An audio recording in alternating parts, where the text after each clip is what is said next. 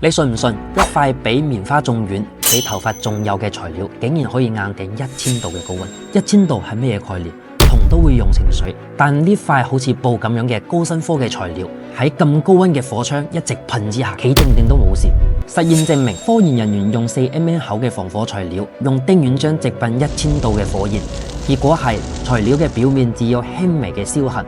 更加犀利嘅係，呢塊材料軟熟有彈性，壓完可以即刻復原，抗火性能可以抵抗1300度嘅高溫。佢嘅秘密藏喺微米級嘅多孔結構入邊，成千上萬個微型氣室好似保險箱咁鎖住啲空氣，形成天然防火層。呢塊材料唔止係實驗室嘅專利，工業設備靠佢防高溫，航空航天唔少得佢，建築隔熱用佢更加安全，新能源車安全嘅核心材料。咁犀利嘅黑科技，仲唔快啲 share 俾屋企人同朋友？想了解更多嘅詳情，後台私信我哋下期見。